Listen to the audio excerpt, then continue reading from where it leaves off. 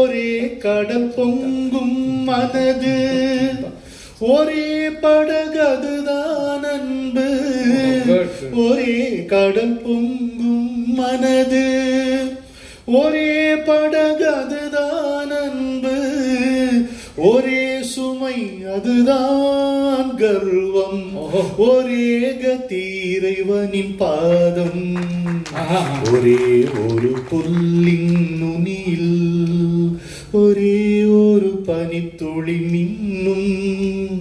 ஒரே ஒரு புல்லின் நுனியில் ஒரே ஒரு பனித்துளி மின்னும். ஒரே ஒரு பனித்துளியில் ஒரே கதிர் தன்முகம் காட்டும். ஒரே ஒரு வாய்ப்பு வாழ்க்கை. அதே அலை திரும்ப வருமா? அதே முகில் விரும்பி விழுமா? அதே அலை திரும்ப வருமா? அதே முகில் விரும்பி விழுமா? இதே கணம் இதுதான் தருணம். இதில் தான் நம் கடன் தீரும். ஒரே ஒரு பயணம் போக ஒரே ஒரு பாதை போதும். ஒரே ஒரு பயணம் போக ஒரே ஒரு பாதை போதும். ஒரே ஒரு பாதையில் போக ஒரே ஒரு பாடல் போதும். இவ்வளவு நாள் நீங்க எங்க மறைஞ்சிட்டு இருந்தீங்க? இவ்வளவு அருமையான கவித்துவம் இருக்கு. முதல்ல கண்ணில் படாம போயிட்டீங்க. நாங்க நல்ல பீக்ல இருந்த போது இதுதான் வாலி கேட்டாரு. ஒரு முறை வாலி சார் சந்திக்கிற ஒரு அவருடைய ஒரு நிகழ்ச்சிக்கு அவர் கூப்பிடுறதுக்காக அப்போ போகும்போது ஒரு பாட்டு, இது உங்க பாட்டா கவிஞர் பாட்டா, என்ன பாட்டு அப்படின்னு கேட்டாரு. யார் சிரித்தால் என்ன, இது நல்லா இருக்குன்ற ஒரே காரணத்தினாலே அவர் பாட்டுன்ட்டியா நீ? அப்ப அவரே இதேதான் கேட்டு, யார் நீ எங்க போயிருந்த? நான் இருக்கிற இடத்துல இருந்துட்டு இருக்கேன். அவ்வளவுதான். இல்ல வந்திருக்க வேண்டியவர். நான் வந்து உண்மையில மனசார சொல்றேன். இவர் அந்த டைம்ல தெரிஞ்சிருந்தாங்க சொன்ன அந்த மாதிரி கருத்தோட நீங்களும் நேரம் திரைப்பட உலகத்தில் நிறைய பாடல்கள் எழுதியிருப்பீங்க. ஏதாவது நடக்கிறது, இதுதான் சம்பவம். நம்ம மேடையில எது தெரியும்? இன்னைக்கு தான் இந்த மேடையில வெத்தலைவாக்கடை ஒரு காலத்துல வெத்தலைவாக்கு கோயில போடுவேன். அடையாறு கார்னர்ல அவன் வந்து வெத்தலை போட்டோன்னே பன்னீர் கோயில கொடுப்பான். கேட்ட அப்படின்பா, என்ன கேட்கறேன், பாட்டு பாட்டை சொல்லு கோயில தரேன். அண்ணாந்து பாத்துக்கிட்டு சுண்ணாம்பு தடவி விட்டா அள்ளி தண்ணி குடிக்க கூட ஆகாதுடா வம்பு. அனுபவஸ்தன் சொல்லு ரெண்டாம் மடப்பாயலே நம்பு. அளவாக போட்டுக்கிட்டா எதுலையும் தான் தெம்பு. அதப்படி அப்படின்னு கொடுப்பான். பெசன் நகர்ல குடியிருந்தோம். அந்த பீச்ல போய் உட்காந்துருக்கோம். எல்லா நேரங்களிலும் கடற்கரையை நான் பார்த்திருக்கேன். கட்டும் பகல்ல, பௌர்ணமியில, கருமையான அமாவாசையில அதான் பார்த்திருக்கேன்.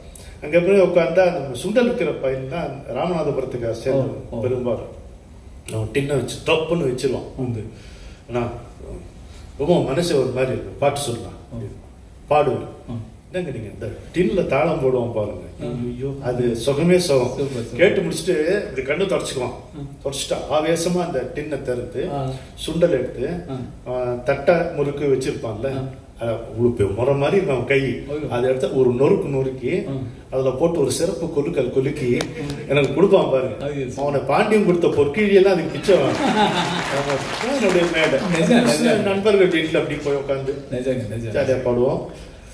அதோட எங்க வீட்டுக்கு வரவன் மாட்டிப்பான்ல, சுப்பு ரவி இவங்க எல்லாம் வருவாங்க. அவன் சுப்பு சொல்லுவான், இது எப்படியும் களைச்சு போய் நிறுத்திடுவான். இவங்க அம்மா எங்க அம்மா அருமையா சமைச்சு போடுவாங்க. இவங்க அம்மா சாப்பாட்டுக்காக இந்த கவிதை கொடுமையெல்லாம் பொறுத்துக்க வேண்டியது. இவ்வளவுதான் நம்ம மேடைங்க. இல்ல உங்க பிசினஸ் பார்த்தேன். அவங்களுக்கு வந்து இந்த சுண்டல்காரன் கதை ரொம்ப வெறுப்பு. ஏன்னா நானும் அவங்க சந்திச்சு கல்யாணம் பிக்ஸ் ஆயிடுச்சு, வெளியில சந்திக்கிறோம். முதல்ல அந்த சந்திப்பு முழுக்க கெடுத்தவன் அந்த சுண்டல்காரன் தான். இப்ப தெரிஞ்சவனு திமுக ஜெயிக்குமா அதிமுக ஜெயிக்குமா அப்படின்னு உட்காந்து பேசிட்டு இருந்தோம். இல்லை அவங்கள்ட்ட சொன்னேன் நான், எப்படிமா தாங்கிக்கிறீங்க நீங்கள் நிறைய பேசுகிறேன், எப்படிமா? ஐயோ சொல்லுங்க சொல்லுங்க சொல்லுங்க. மாதிரி தான் உங்க வீடு மாதிரி தான். அதேதான் நம்ம கதையாக தான். கொஞ்ச நேரம் வாய மூட மாட்டீங்களான்னு சொல்லாமல் பேச்சு வாங்க கேட்காது. எதுக்கு பொன்னாடை இப்படி போட்டுக்கிறேன்னு நீங்கள்லாம் கேள்வி கொடுக்கப்பட்டீங்க. இந்த ஒயிட் வந்து டிவிக்கு ஆகாது, அடிக்கும். அதனால தான் இந்த மேலே ஒயிட் பேலன்ஸுக்கு போயிடும். ஆமாம், அதுக்காக தான் நான் போட்டுருக்கேன். வேற தப்பு இந்த ஆளு கடா இருக்கான். நீங்க இளமை என்னும் பூங்காற்று எதுக்காக எடுத்தீங்க? என்கிட்ட பேசும்போது சொன்னீங்களா எதுக்கு? எடுக்கல. அது வந்து ரொம்ப மறக்க முடியாத பாட்டு. இந்த ஃபாஸ்ட்னஸ் தான் சொல்றேன். இவ்வளவு ஃபாஸ்ட்னஸ்ல கொடுத்தது இளமையினும் பூங்காற்றெல்லாம் அவ்வளவு அருமையான பாட்டு. போட்டோம் அது கம்போசிங் வந்து என்னங்க 10 நிமிஷத்துல முடிச்சிருக்கேன். அவ்வளவுதான். நாங்க டியூன் ரெடி பண்ணி வச்சிருப்போம். வந்தாச்சுன்னா உட்காந்தாச்சுன்னா அது எல்லாருக்கும் ஏற்பட்ட அனுபவங்கள் தான். நாங்கள் அவர் பாட்டுக்கு எதுவுமே டியூன் பண்ணல. அண்ணா ஃபர்ஸ்ட் பண்ணாரு, அதுக்கப்புறம் ஏதாவது பாட்டு எழுதி கொடுங்கன்னு பண்ணவே இல்லை. அது ஒரு டியூன் பண்ணி தான் அது எல்லாம் பாட்டு. இளமையிலும் பூங்காற்று இது மாதிரி விறுவிறுன்னு சொன்ன பாட்டு. ஆமாம் ஆமாம் ஆமாம். அது எவ்வளோ கஷ்டமான பாட்டு பாருங்க. அதை விட அண்ணன் சொன்னதை நான் சொல்லணும். அண்ணன் வந்து சொன்னது என்ன, 1000 மலர்களே மலர்கள் அவரே சொல்லிருக்காரு. அதே போறோம்னா அதை விட்டுடலாம், இந்த பாட்டுக்கு வந்துடுவோம். 1000 மலர்களே மலர்கள் என்ன எழுத போறாருன்னு நாங்கள்லாம் ஆவலா எதிர்பார்த்துட்டு இருக்கோம். அது என்ன, தரனன்னா தரனன்னா தரனன்னா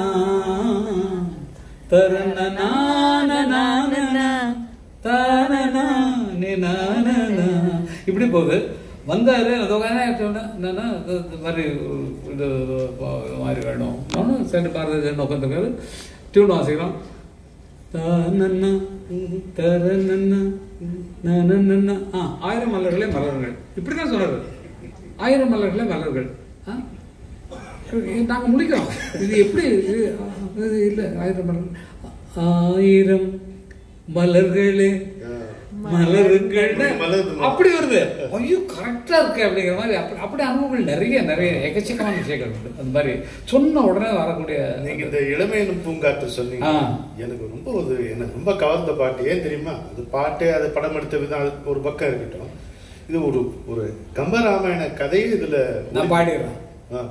தன்னை மறந்து விண்ணில் பறந்து இளமை மலரில் மீது கண்ணை இழந்த வண்டு தேக சுகத்தில் கவனம் காட்டு வழியில் பயணம் கங்கை நதிக்கு மண்ணில் அணையா எல்லா சரணத்தையும் விட்டு இளமையினும் பூங்காற்று நிறைய கங்கை வரும். பாடியது ஓர் பாட்டு. அப்போ லெட்டர் எழுதுற மாதிரி எழுதி கொடுத்தாங்க. லெட்டர் எழுதுறது வேற கம்பல்சரி படித்தாடா கொண்டாந்து பார்ப்பார். இதுல இன்னொரு விஷயம் சொல்லணும். ராஜபார்வை படம் கம்போசிங் நடக்குது. அப்போ அண்ணனுக்கு கிட்டாரிஸ்ட் நான் தான் உட்காந்துருக்கோம். அழகில் அழகு தேவதை அப்படிங்கிற பாட்டு எழுதுறாரு. சிச்சுவேஷன்ல அதாவது அவங்களே சொல்லிட்டாங்க, சிச்சுவேஷன்ல பூஜைக்கு பாட்டு வேணும், அந்த பொண்ணை வர்ணிக்கிற மாதிரி இவன் கண்ணு தெரியாது, அதனால அவன் பாடுற மாதிரி பாட்டு வேணும்னு. நான் உட்காந்து கிட்டார், அவர் பக்கத்தில் உட்காந்து கிட்டார் வச்சுட்டு நாங்களாம் கீழே உட்காந்துருக்கோம். அவர் சேர்ல அப்படி உட்காந்துருக்காரு, பக்கத்தில் கண்டப்பந்து உட்காந்து எழுதிட்டு இருக்காரு. அப்போ அண்ணா டியூன் சொன்ன லரரா லரரா லாரரா தாரரா லாரரா சொல்லு. அழகில் அழகு தேவதை, அழக அழக தேவதை 1000 பாவலர் பாடிடும் சொல்லிட்டார். அவ்வளவுதான் பாடுறேன். இதே மாதிரி கூந்தல் வண்ணம் மேகம் போல குளிர்ந்து நின்றது கொஞ்சுகின்ற செவிகள் ரெண்டும் கேள்வியானது மாதனா. இந்த பாட்டு எழுதியாச்சு, ஃபுல் சாங் எழுதியாச்சு. நடக்கிற சம்பவத்தை மட்டும் சொல்றேன்.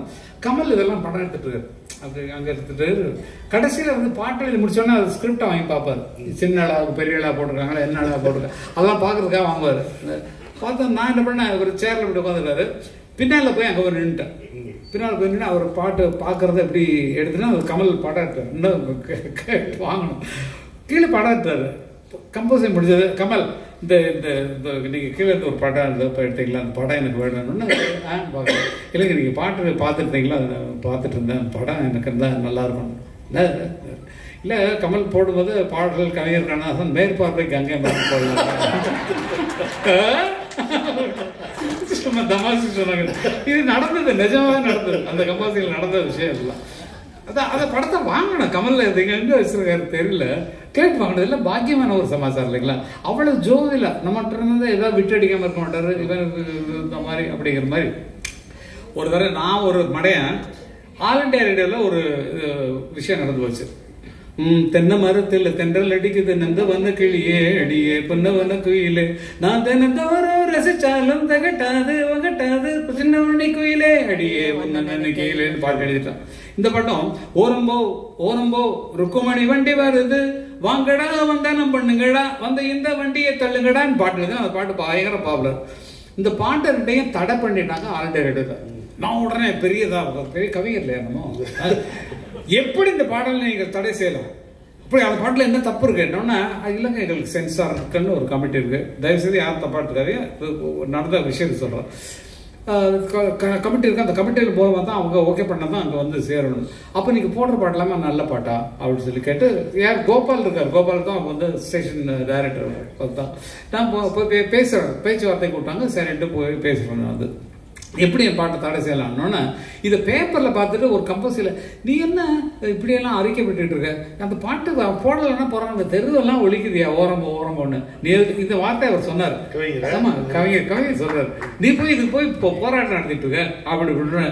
இல்லைங்க தப்பாக எடுத்துக்காதீங்க, நான் ஒரு சின்ன உதாரணம் சொன்னேன். என்னது என்னாரு இது கொஞ்சம் ஒரு மாதிரியாக இருக்கும், இருந்தாலும் அட்ஜஸ்ட் பண்ணிங்க, இது நடந்தது சொல்லலாம், நீங்கள் கட் பண்ணுறேன்னா கூட கட் பண்ணுறேன். நான் கேட்ட பாட்டு தானே. அப்போ நீங்கள் போட்டதெல்லாம் உங்கள் சென்சார் போர்டு போட்ட பாட்டு தானா? இன்னொன்று ஆமாம் ஆமாம் ஆமாம்மா என்ன பார்வை உந்தன் பார்வை இடை மேலிந்தாள் இந்த பாவை சின்ன சின்ன கையை தொட்டு சொல்லும் சுகமம்மா பாலிருக்கும் கிண்ணம் மேலிருக்கும் வண்ணம் நீ செய்த கோலம் இல்லையா அந்த கோலம் எல்லாம் இதழ் மீது வந்தால் இன்பம் கோடான கோடி இல்லையா அதை காணாமல் போவதில்லையா. இது யாரு சென்சார் பண்ணி ரேடியோ போடுறீங்க சொல்லி பேசுறேன். அவர்கிட்ட சொல்லிட்டேன், அவர்கிட்ட சொல்றேன், இவருக்கு சொன்னாங்க ஏன் நான் ஒன்றும் தப்பா எடுத்துக்காது என்கிட்ட இந்த மாதிரி சொல்றேன். அது கரெக்ட் அதெல்லாம் சொல்லி காட்டு அப்படிலாம் அதை கட் பண்ணிட்டு அப்படின்னு வார்த்தை சொன்னார். என்ன பாராட்டினார் அதுக்காக சொல்றேன். எந்த குணமும் அவர்கிட்ட உண்டு. கேஸே போட்டாங்களே. ஆமா, ஊரு கெட்டு போனதுக்கு 100 மார்க்கெட் அடையாளம், ஆமாமா, நாடு கெட்டு போனதுக்கு மெட்ராஸ் நாகரிக அடையாளம். இது என் சுய விளம்பரம் சொல்லிக்கிறேன். அண்ணே அண்ணே சிப்பாய் அண்ணே நம்ம ஊரு நல்ல ஊரு இப்போ ரொம்ப கெட்டு போச்சுன்னா பாட்டு எழுதிட்டான். இந்த பாட்டு எழுதி பிடிச்ச சம்பவம் தான் சொல்றேன். என்னை பத்தி ஒரு அறிவாளியுடைய அடக்கமா தான் சொல்றேன், நீங்க வந்து ஆர்ப்பாட்டமா சொல்றேன்னு நினைக்காதீங்க. அண்ணன் என்ன பாட்டு எழுதிட்டான். இது வந்து திருச்செந்தூர்ல நடந்த பை எலெக்ஷன் ஏடிஎம்கே டிஎம்கே. அதுல வந்து போஸ்டல் அடிச்சிட்டாங்க டிஎம்கே. அடிச்சுட்டு அண்ணே நம்ம ஊரு நல்ல ஊரு இப்ப ரொம்ப கெட்டு போச்சுனே அழிய வாக்களியுங்கள் உதயசூரன் போட்டு போஸ்டர் அடிச்சுட்டாங்க. அடிச்ச உடனே எனக்கு நான் ரெக்கார்டிங்ல இருக்கேன், எனக்கு போன் வருது சிஎம் ஆபீஸ்ல இருந்து, ஐயா உங்களை வர சொன்னாரு ஆற்காடு ரோடுக்கு. என்னங்க நீங்க வாங்க, எம்ஜிஆர் தோட்டத்துக்கு இல்ல நான் ரொம்ப செல்லங்க அவருக்கு, பாருங்க ரொம்ப செல்லம், ரொம்ப அதெல்லாம் சொன்னா பெரிய பெரிய தற்பெருமை ஆயிடும். தோட்டத்துக்கெல்லாம் கூப்பிடல, அந்த மாதிரிலாம் எனக்கு நடக்கல. எனக்கு இப்படிதான் கொடுத்துருக்காரு. கார்ல ஆற்காடு ரோட்ல இருந்து அந்த சம்பவம் சொல்லிட்டு இந்த சம்பவம் சொல்றேன். ஆற்காடு ரோடுக்கு வர சொன்னாருன்னா நான் போனேன். முதல் நாள் பார்க்க முடியல. இந்த மேட்டர் முடிச்சேன். அண்ணன் போனோன்னா காம்பவுண்டே அமைதியா இருக்கு. நான் போனோன்னா முன்னாடி சம்பத் இருந்தாரு, ஐயா மேல இருக்காரு போங்க, இப்படிதான் வந்து வாங்க ஐயா மேல இருக்காரு போங்கன்றது சத்தம் போய் ஐயா மேல இருக்காரு போங்க. ஒண்ணு என்ன சம்பவம் தெரியாது. மேல போறேன், எல்லா மினிஸ்டர்ஸும் உட்காந்துருக்காங்க, அமைதி அப்படி.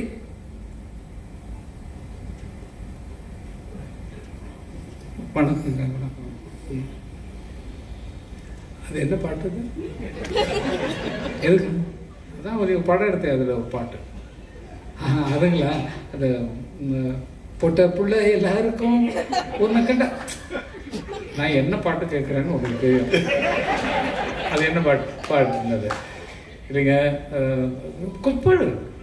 அண்ணே அண்ணே சிப்பா என்ன நம்ம ஊர் நல்ல ஊர் ரொம்ப கெட்டு போச்சுண்ணே. கெட்டு போயிருக்கா இல்லைங்க. அந்த கதைப்படி பார்த்தீங்கன்னு நீங்கள் தான் படம் பார்த்தீங்க, நீங்கள் படம் பார்த்தாரு. அதில் வந்து இவங்களுக்கு ஊருக்கு போனோடனே மிலிட்ரிக்கு போனோடனே இவருக்கு சரியாக கொடுக்க மாட்டேங்கிறார். அதெல்லாம் சொல்லாத, இப்படிலாம் எழுதலாமா நீ? இப்போ நம்ம ஆட்சி நடக்கும்போது ஊர் கெட்டு போச்சுன்னு எழுதிருக்கிய அப்படின்னாரு. இல்லைங்க அந்த சுச்சுவேஷனுக்கு வேறு என்ன எழுதுறதுன்னு தெரியல அப்படின்னோடனே சரி போ தெரிஞ்ச பயில போயிட்டேன். இதே வார்த்தை தான் சொல்கிறேன், தெரிஞ்ச பயில போயிட்டு ரொம்ப வேண்டிய பயில போயிட்டேன், சரி போட்டேன் விட்டுட்டு அப்படின்ட்டாரு. அப்புறம் எனக்கு சம்பவங்கள் என்னன்னா, திடீர்னு ஒரு நாள் வர சொன்னார். அவர் நடிக்கிறதுக்கு ஒரு கதை சொல்கிறேன் நான். நடிக்கிறதுக்கு சிஎம் வந்து தீர்த்து வைக்க வேண்டிய ஒரு காதல் பிரச்சனை, அதை வச்சு ஒரு கதை சொல்கிறேன். கதையை சொல்லணும்னு பிடிச்சி போச்சு அவருக்கு. பிடிச்சி போய் அப்போ கதை கேட்குறேன்னா இப்படி இருப்பார். நம்மங்க சொல்லிட்டு போவோம். அப்படியே நல்லா போனாங்க அப்படி போட்டு எப்படா சொல்லலாம் அப்படின்னு ஏங்க கொஞ்சம் சிரிச்சு கேட்டீங்கன்னா எனக்கு கதை சொல்றது கொஞ்சம் இன்ட்ரெஸ்ட் ஆகுது. சொல் கதை சொல்லி முடிச்ச உடனே எவ்வளோ நாள் வேணும் அப்படின்னாங்க. உங்கள் போர்ஷன் வரைக்கும் எடுத்தீங்கன்னா ஒரு 10 நாள் இருந்தால் இருக்கும். ஒரு ஃபைட் வைக்கிறதுக்கு ஒரு இடம் இருக்குது, நீங்கள் விரும்புறீங்கன்னா அது ஒரு நாளில் கூட ஃபைட்டு எடுத்துடலாம். உடனே சரின்ட்டு இங்கேருந்து போகிறோம். எது ஆற்காடு ரோட்லேருந்து தோட்டத்துக்கு போகிறேன். தோட்டத்துக்கு அடிக்கடி போகிறது வழக்கொண்டு போனால் நான் வந்து இவர் வந்து நான் எனக்கு எங்கேருந்து வரேன் அப்படின்னாரு. ரெக்கார்டிங்கில் தான் வரேன். என்ன ரெக்கார்டிங் அப்படின்னாரு.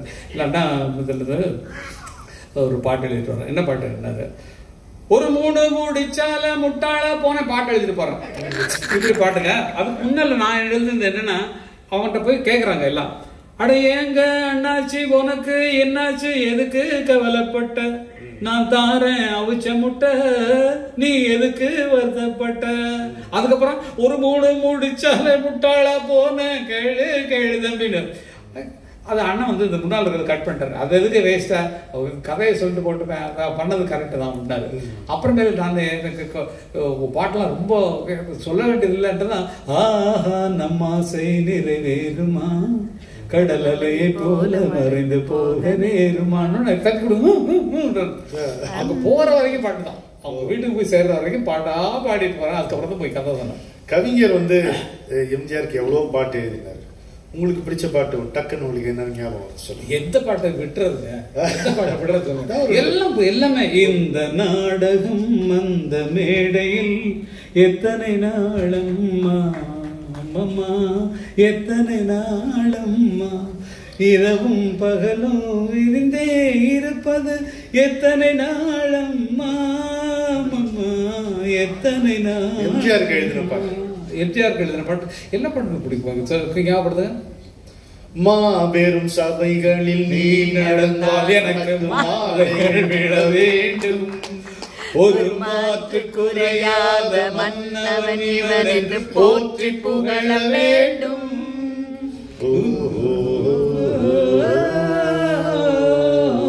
எல்லாம் உன்னை அறிந்தால் நீ உன்னை அறிந்தால் உலகத்தில் போராடலாம்,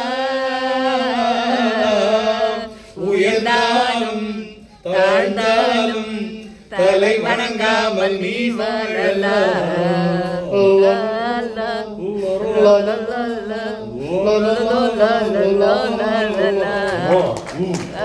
இது பாடினது ஏஆர் ரகுமான். இன்னைக்கு அவர் மறைஞ்சிடணும்.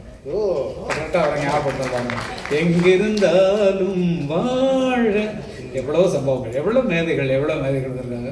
இருந்தாலும் நம்ம அடையாளம் சொல்றதுக்கு ஐயாவுடைய விஷயங்கள் நிறைய இருக்கு. அப்புறம் ஒரு பாட்டு ரெக்கார்ட் பண்ணுறோம். அது நீங்கள் ஆல்ரெடி உங்களுக்கு தெரியும். ஒரு பாட்டு ரெக்கார்ட் பண்ணுறோம், ரொம்ப அருமையான பாட்டு. கோவர்தன மிஸ்ரா அண்ணன் வந்து ரிஹர்சல் பண்ணிடுவாங்க. சாங்கை ரிஹர்சல் பண்ணிட்டு பாலுவும் ஜானகியமா பாடுறாங்க. தேவன் தந்த வீணை அதில் தேவி செய்த கானம், தேடும் கைகள் மீட்டினால் அதில் ராகமின்றி போகுமா, தேவன் தந்த வீணை அதில் தேவி செய்த கானம், வானமெல்தன் மாளிகை வையமெல்தன் மேடையே, எண்ணங்கள் நீ போடும் வண்ணங்கள், எங்கிருந்தேன் இங்கு வந்தேன், இசையினிலே என்னை மறந்தேன், உனது அருகில் கவிஞன் நான். இப்ப இருந்தது வந்தோன்னே வானம் பாடும் பாடல் கேட்டேன். இது கண்டக்ட் பண்ணிட்டு வந்தவர் அந்த இடத்துல வந்து சைன் பண்ணாமல் நின்ட்டார். வானம் பாடணுன்னு நின்ட்டாங்க. ஆர்கெஸ்ட்ரா நிறுத்திட்டாங்க. அண்ணா உள்ள இருந்த அண்ணா என்னண்ணா இது பாட்டு நல்லா போயிட்டு இருக்கோம் கட் பண்ணிட்டேன். இல்லைப்பா அது டியூனில் நான் மெயின் இருந்துட்டேன்ப்பா அப்படின்னாரு கோவர்தன மாஸ்டர். பாலுக்கு எல்லாமே சேர்ந்து கிளாப் பண்ணி அண்ணா சந்தோஷப்பட்டணும். பாடும் பாடல் கேட்டேன் நானும் பாடி பார்க்கிறேன் மோகமோ மோகமோ என்ன டியூனு என்ன பாட்டு பாருங்க.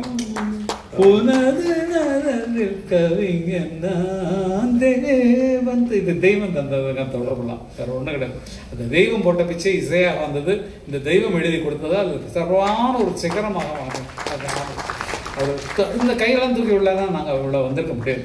நிஜமா எத்தனை எழுத்துக்களால் தூக்கி விட்டு எத்தனை இசை தந்து வாழ்த்து மறக்கவே முடியாது ஒரு சமாச்சாரம். கொடுத்து வச்சவர்கள் நீங்க. நிஜமா நிஜமா கவிஞரை நேர்ல பார்த்தவர் கூட பழகி பாட்டு எழுத துணை செய்து அவர் பாட்டு எழுதும் போது பாக்குறதுக்கெல்லாம் தெய்வ தரிசனம் மாதிரி கொடுத்து வச்சவங்க. அப்புறம் அவருக்கு எனக்கு இருக்கக்கூடிய ஒரே தாட்டை பத்தி நான் சொல்லிட்டு இருந்தேன் இல்லையா, அவருக்கும் அதே தாட் தான், நானும் அதே ஏறக்குறைய அதே பேர் தான்.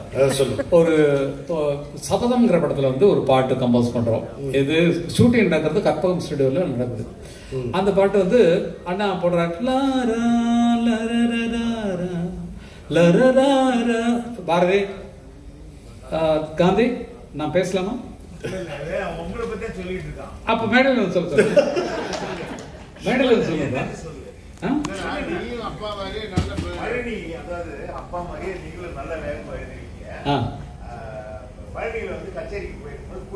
ஆமா ஆமா ஆமா ஆமா அப்போ வந்து ராஜா வந்து போன்ல சொன்னாங்க. ஆமா ஆமா அது சொல்லலாம். முதல்ல எது பிடிச்சி அப்பா இதெல்லாம் முன்னாலே சொல்றேன் போன் பண்ண அதெல்லாம் சொல்லுங்கப்பா. அருமையான விஷயம் அதெல்லாம் நான் சொல்றேன் அதை சொல்றேன். ஒரே தற்புகழ்ச்சி ஆயிடுவேன். பச்சுங்க அவரும் கண்ணதாசனுக்கு கா என் கங்கை அமரன் கா என் பாத்தீங்களா என்ன சம்மதம் இல்லாத ஒற்றுமை கமலஹாசன் கம்பன் பாருங்க. அந்த வகையில நாங்கெல்லாம் சேர்ந்தவங்கன்றதுக்காக சொல்றோம். ஏன்னா இந்த டியூன் பண்றோம். மாதவன் வந்து கேட்கறாரு. கேட்டோன்னே இல்ல வெறுமனே பாடி கேட்டா எனக்கு புரியல. என்னன்னா அமர் ஏதோ வார்த்தை சொல்றான் அப்படின்னாரு. நானா தரனா தரனானா தரனானா விரகதாபத்துல நைட்டு பாடுற மாதிரி சாங். உடனே என்ன சொன்ன அப்பவே சொன்னதா கவிஞரே மாதிரி நேரம் இரவு நேரம் அதுதானே உறவு நேரம் இதுதானே உறவு நேரம்னு சொன்னேன். சொன்ன அண்ணன் பாடி கேட்டார். நேரம் இரவு நேரம் இதுதானே உறவு நேரம் சொல்லி பாடி கேட்டார். அவருக்கு நல்லா இருக்கு. என்ன கவிஞருக்கு ஃபோன் பண்ணா கற்பகம் ஸ்டுடியோவில் வச்சிருக்கேன் அங்கே வரமாட்டேன் அவங்கள இங்கே வர சொல்லு. என்னன்னா கேஎஸ் கோபாலகிருஷ்ணன் அவருக்கும் சண்டை. அதனால ஸ்டுடியோ வரமாட்டேன்டா சொல்லிட்டு போயிட்டார். அதனால நாங்கள் பெட்டி படுக்கையெல்லாம் தூக்கிட்டு அங்கே இதுக்கு போகிறோம். கவிதா மண்டபத்துக்கு போய் சொன்னோன்னா அது என்ன சிச்சுவேஷன்னா இல்லை நைட்டில் அந்த பொண்ணு தனியாக இருக்கா ஒரு விறகு தாபத்தில் காலிட்ட பாடுற மாதிரி பாட்டு இன்னொன்று அண்ணா வாசாங்க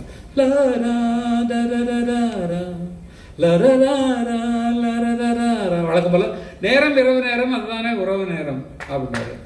சொன்ன அதான் இப்படி என்ன பாக்குறாரு இப்படி பாக்குறாரு என்ன என்ன என்ன சொன்ன இல்லைங்க இந்த டியூன் பாடி காட்டும் போது டம்மி பேட் ஏதாவது போட்டு பாடுங்கன்னு சொல்லிட்டு கேட்டாங்க. அதுக்கு அமர் எழுதினான் இதே வார்த்தை தான் நேரம் இரவு நேரம் இதுதானே உறவு நேரம்.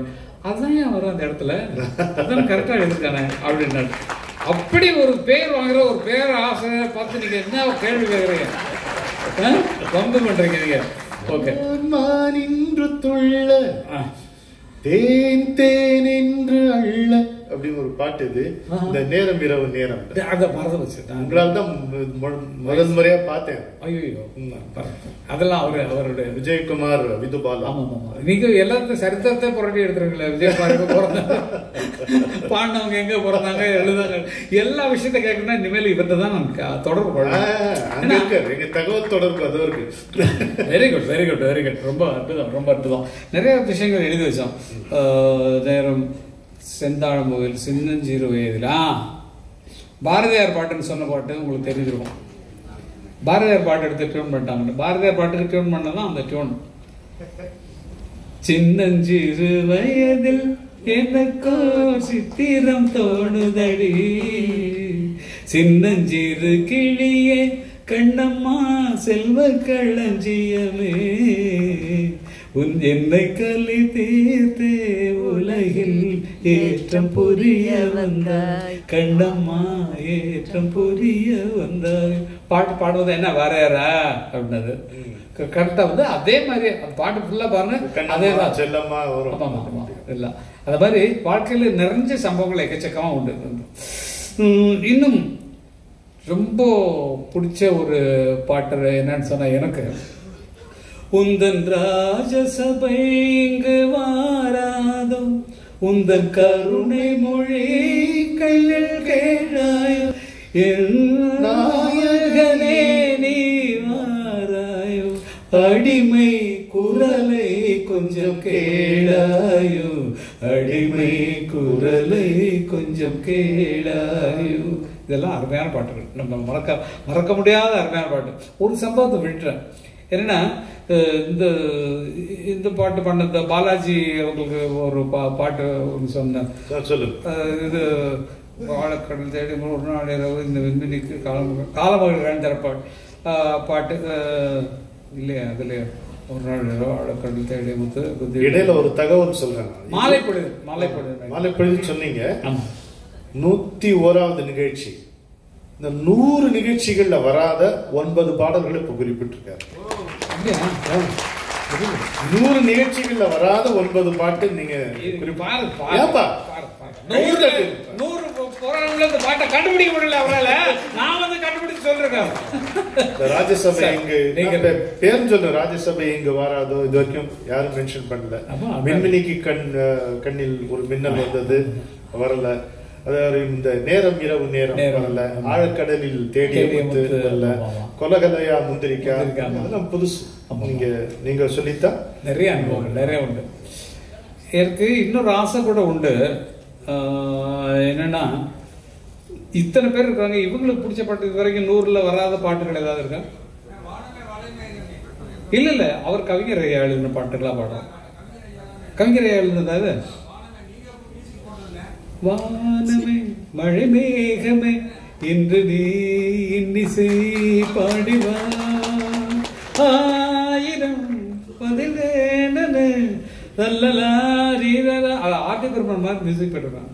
வானமே மழை மேகமே இன்று இன்னிசை பாடிவா. ரொம்ப நன்றி கண்ணா. ஐயோ ரொம்ப சூப்பர் சூப்பர் சூப்பர். பாரதியோட படத்துக்குள்ள மதுமலர்ல போட்ட பாட்டு வேற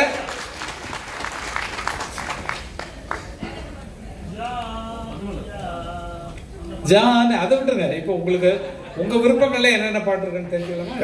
தெரிஞ்சு உங்க இஷ்டம். நீங்க விரும்பக்கூடிய கவிஞருடைய பாட்டு. கவிஞருடைய பாட்டு மட்டும் சேர்க்கக்கூடாது. நீங்க விரும்பின கவிஞர் பாட்டு எது?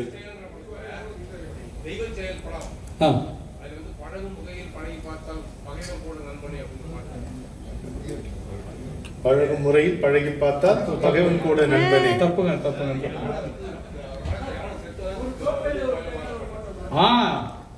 ஒரு கோப்பையிலே என் குடியிருப்பு ஒரு கோலமையில் என் துணை இருப்பு இசை பாடலிலே என் உயிர் துடிப்பு நான் பார்ப்பதெல்லாம் அழகின் சிரிப்பு ஒரு கோப்பையிலே என் குடியிருப்பு.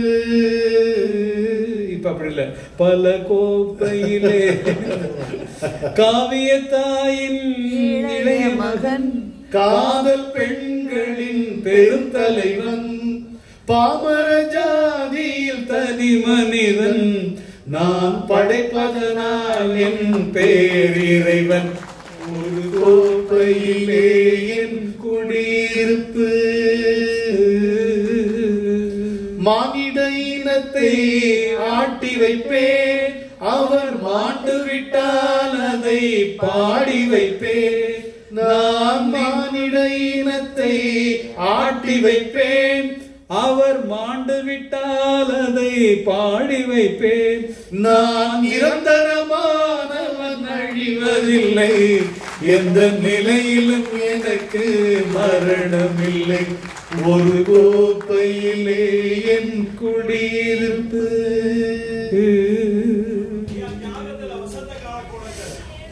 அதோட வந்து நல்லவர்க்கெல்லாம் சாட்சிகள் ரெண்டு, ஒன்று மனசாட்சி, ஒன்று தெய்வத்தின் சாட்சியம்மா. நம்பிக்கை வைத்து கல்லையும் பார்த்தால் தெய்வத்தின் ஆட்சியம்மா. அதுதான் உண்மைக்கு சாட்சியம்மா, அதுதான் உண்மைக்கு சாட்சியம்மா. நதியின் பிழை என்று நறும்புணலின்மை சொல்றாங்க. நதி வெள்ளம் காய்ந்து விட்டால் நதி செய்த குற்றம் இல்லை, விதி செய்த குற்றம் அன்று வேறம்மா. மனிதனம்மா மயங்குகிறேன், தவறுக்கு துணிந்த மனிதன் அழுவதில்லையே, தவறியும் வானம் மண்ணில் விழுவதில்லை. என்ன அர்த்தம், என்ன பொருள் தெரியுமா? அழகான தவறுக்கு துணிந்த மனிதன் அழுவதில்லைன்னு என்ன பொருள்? ஒரு மனிதனுக்கு எப்பொழுது வெட்க உணர்ச்சி போயிடுதோ அதுக்கப்புறம் அவன் திரும்ப தவறு செய்ய துணிஞ்சவன் தான். அவனுக்கு அது உரைக்காது. when you lose your sense of shame, அதுக்கப்புறம் நீ உன் கேரக்டர் நீ திரும்ப மீட்கவே முடியாதுங்கிற. தவறுக்கு துணிந்த மனிதன் அழுவதில்லை. ஆனா நிலை பிறழாதவன் இருக்கான் பாருங்க, அந்த அவன் எந்த நிலையிலும் பிறழ மாட்டான். என்னைக்கும் வானம் மண்ணுல விழ தவறியும். இன்னொரு பாட்டு சொல்லுங்க, அதே படத்துல என்ன பாட்டு? வசந்த கால கோலங்கள், வானில் விழுந்த கோடுகள், கலைந்திடும் கனவுகள், கண்ணீர் சிந்தும் நினைவுகள், வசந்த கால கோலங்கள். இத ஃபாலோ பண்ணி தான் நான் போட்ட பாட்டு. நீலவான ஓடையில் நீந்து, அந்த ராகத்துல ஃபாலோ பண்ணி போட்டது நம்ம. அருமையான பாட்டு. சொல்லுங்க கொஞ்சம் பாருங்க, என்ன பாராட்டுறாரு இந்த பாட்டு பத்தி என்ன அருமையான பாட்டு. Okay okay next. அந்த மெய் என்று மேனியை யார் சொன்னது? அதெல்லாம் நீங்க போட்டது. வாலி சார் எழுதுனது, வாலி எழுதினது. இசை நீங்க தான். என்ன மியூசிக் அது? என்ன வாழ்வே மாயம். வேண்டாம். மௌனத்தில் விளையாடும் மனசாட்சி. சொல்லுங்க. தண்ணி கருத்துச்சா?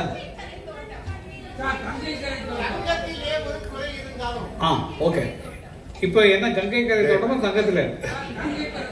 கங்கை கரை தோட்டம், கன்னி பெண்கள் கூட்டம், கண்ணன் நடுவினிலே. கங்கை தான் ரமணன் நடுவினிலே, கண்ணன் நடுவினிலே. காலை இளங்காற்று பாடி வரும் பாட்டு, எதிலும் அவன் குரலே, எதிலும் அவன் குரலே. கண்ணன் என்னை கண்டு கொண்டான், கையிரண்டில் அள்ளி கொண்டான். கண்ணன் என்னை கண்டு கொண்டான், கையில் என்னை அள்ளி கொண்டான். பொன்னழகு மேனி என்றான், பூச்சரங்கள் கோடி தந்தான். பொன்னழகு மேனி என்றான், பூச்சரங்கள் சூடி தந்தான். கண்ணன் வந்து பார்த்தேன், கண்ணன் அங்கு இல்லை, கண்ணீர் பெருகியதே.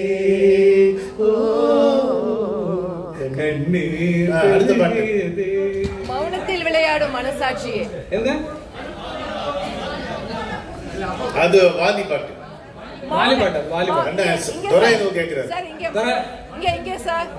மௌனத்தில் விளையாடும் மனசாட்சியே. இல்ல அவர் கேக்குறது மனிதன் நினைப்பதுண்டு வாழ்வு நிலைக்கும் என்று. மனிதன் நினைப்பதுண்டு வாழ்வு நிலைக்கும் என்று, இறைவன் நினைப்பதுண்டு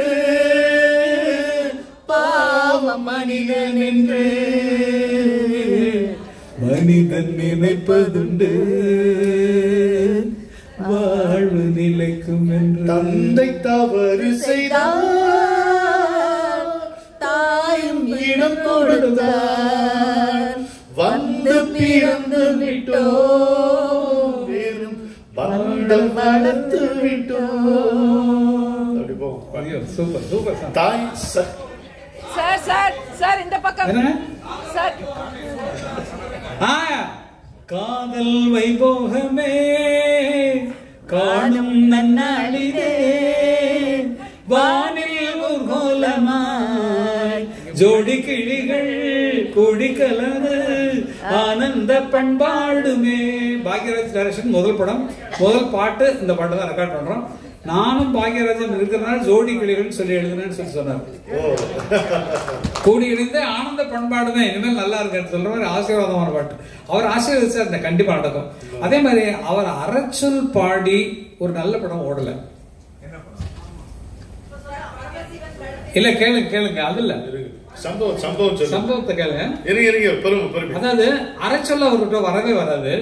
ஆனா வந்து அந்த சிச்சுவேஷன் வந்து அந்த மாதிரி அமைஞ்சு போச்சு. அதுக்கப்புறம் படம் முடிச்சதுக்கு அப்புறம் தான் எங்களுக்கு தோணுச்சு, முதல்ல ரெக்கார்ட் பண்ண பாட்டு அந்த பாட்டு தான் பண்ணோம், ஐயா பாட்டு தான் பண்ணணும்னு சொல்லி எங்களுக்கு ஆசை. ஃபர்ஸ்ட் சாங் எப்போதுமே எங்க பூஜை சாங் அவர்கிட்ட தான் எழுதி வாங்குறது. அவளை பிடித்தான்னு ஒரு படம். அதுல வந்து ஒரு பாட்டு அது என்னன்னா, ஆற்றில் ஓடம் செல்ல ஆற்றில் வாழ்க்கை ஓடம் செல்ல ஆற்றில் நீரோட்டம் இல்லை, யாரும் தேரில் செல்ல ஊரில் தேரும் இல்லை, எங்கே ஏதோ அங்கே வாழ்க்கை ரொம்ப நல்லா இருக்கும். அந்த டியூனும் நல்லா இருக்கும், வார்த்தைகள் நல்லா இருக்கும், வார்த்தைகள்ல மயங்கிட்டோம். அந்த மாதிரி பாட்டு இந்த பாட்டு ரெக்கார்ட் பண்ணிட்டோம். படத்துல நல்ல அருமையா எடுத்திருக்கோம். அந்த பாட்டெல்லாம் ருத்ரையா அவர் பிள்ளை புது டைரக்டர் கமல்லாம் சேர்ந்து எடுத்த ஒரு படம். அந்த படம் பண்ணி அதுல நாங்க எழுதுன உறவுகள் கவிஞர் பாட்டு தான், கவிஞர் பாட்டு மாதிரி தான் நான் எழுதுவேன். உறவுகள் தொடர்கதை உணர்வுகள் சிறுகதை, நீங்க எழுதுதான் உணர்வுகள் சிறுகதை ஒரு கதை என்று முடியலாம், முடிவிலும் ஒன்று தொடரலாம், இனி எல்லாம் சுகமே. இது நினைச்ச பாத்தீங்கன்னா கவிஞர் பாட்டு பெயர் போடுறது இது அவர் பாட்டு தான். உன் கண்களில் ஓரம் எதற்காகவோ ஈரம் கண்ணீரை நான் மாற்றுவேன், வேதனை தீரலாம் வெறும் பனி விலகலாம், வெண்மேகமே புது அழகிலே நாம் இணையலாம். அவர் வார்த்தை தான் ஃபுல்லா. நான் அவர் நினைச்சுதான் பாட்டை எழுதுவேன். அதனாலதான் என் பாட்டு கொஞ்சம் ஒழுக்கமா இருக்கிறது காரணம். இதுக்கு முன்னாடி நீங்க பாண்டீங்களே அந்த சம்பவத்தை முடியும் இது இப்ப சொன்னீங்களா அந்த வாழ்க்கை அந்த பாட்டு எழுதுனோன்னா படம் ரிலீஸ் ஆயிடுச்சு. படம் ரிலீஸ் ஆகி படம் சரியா போகல. ரொம்ப நல்லா எடுத்திருப்பாங்க, அருமையா எடுத்திருப்பாங்க, ஒரு நல்ல ஸ்டோரி. அந்த படம் ஏன் தோத்துதுன்னு சொல்லி நினைச்சு பார்க்கும்போது அண்ணா நாங்கள்லாம் பேசுறோம், கமல்லாம் பேசிட்டு இருக்கோம். அது அரைச்சல் விழுந்த சாங் வந்துட்டு நம்ம கவனிக்கல. அவருடைய வாழ்த்து வாங்குறதுக்கு பதிலாக அவர் வாழ்க்கை ஓட இந்த படம் நல்லா ஓடுறது, படம் நல்லா இருக்குப்பா ஆனா ஆற்றுல இருக்கு தண்ணி இல்லையே அப்படிங்கிற மாதிரி ஆயிடுச்சு. வாழ்க்கை ஓடம் செல்ல ஆற்றில் நீரோட்டம் இல்லை. நீ படம் ரிலீஸ் பண்ண நான் சொல்லுவேன் காமெடி, என் படம் ஓடலன்னா ஜனங்கள்ட்ட நேரத்தில் கையில காசாத நேரத்தில் நாங்கள் ரிலீஸ் பண்ணிட்டோம்னு நான் காமெடிக்காக சொல்லுவேன். இது நிஜமாவே வாழ்க்கை ஓடம் செல்ல ஆற்றில் நீரோட்டம் இல்லை. படம் நல்லா இருக்கியா, வாழ்க்கை ஓடம் இருக்குது ஆனா ஆற்றில் நீர் இல்லையே அப்படிங்கிற மாதிரி சொன்னதுனால அந்த படம் ஓடலன்னு நாங்க பேசிட்டோம். கவிஞர் இனிமேல் ஜாக்கிரதையா வந்து இந்த நிகழ்ச்சியில் இடம் பெறாத 10வது பாட்டு இன்னைக்கு 10வது பாட்டு அப்புறம் நேர் இருக்கும். யாராவது ஒருத்தர் இங்க பாருங்க, மௌனத்தில் விளையாடும் மனசாட்சியே, மௌனத்தில் விளையாடும் எங்கெங்கோ செல்லும் என் எண்ணங்கள் அங்கேதான் கண்டேன் பொன் வண்ணங்கள், என் வாழ்க்கை வானில் நிலாவே நிலாவே.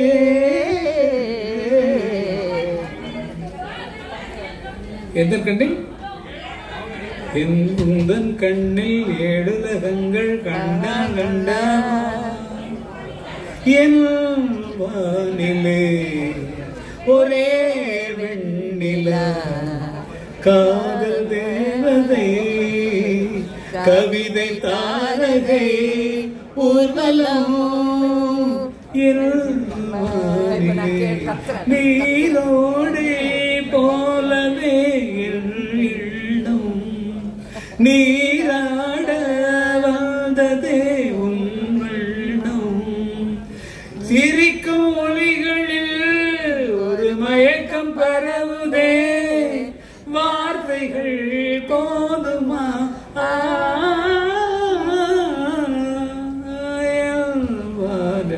தெரியாத பாட்டு சொல்லுங்க. மௌனத்தில் விளையாடும் மனசாட்சி பாலமுரளி கிருஷ்ணா சார் பாடுங்க சார். பாடிடுவோமா? என்ன மௌனத்தில் விளையாடு கேட்டிருக்காங்க நேரில் பண்ணீங்க. இந்த நிகழ்ச்சி அப்படி இப்படிலாம் நடத்துறோம். வாங்கி போட்ட சாப்பாடுல அவ்வளவு மயங்கி கிடக்கிறோம். எது காற்றில் ஆமா ஜானி படத்துல நடந்த ஒரு தவறான நிகழ்ச்சியை நான் சொல்றேன். மகேந்திரனுக்கு வந்து எனக்கு ரொம்ப பிடிக்கும். அவர் ஆரம்ப படங்கள்ல இருந்து நான் பாட்டு எழுதிட்டு வந்திருக்கேன். இந்த ஜானி படத்துல என்னவோ தெரியல, அவர் வந்து என்ன பண்ணிட்டாரு, அவர் யாருமே இல்லை, யாருமே அந்த நேரத்தில் இல்லை. இப்போ வந்து டைரக்டர் வந்து சொல்லி வந்து பாட்டு எழுதுறதோ அதெல்லாம் இல்லை. அப்போ வந்து பாட்டு அமர வச்சு எழுதிக்கன்னு சொல்லிட்டு போயிட்டு வர, அண்ணனும் வேற வழி சொல்லிட்டாங்களேன்ட்டு அமர வச்சு பாட்டு எழுதுவார். நான் தற்பெருமைக்காக சொல்லலை, அது வந்து நடந்திருக்க கூடாத ஒரு நிகழ்ச்சி.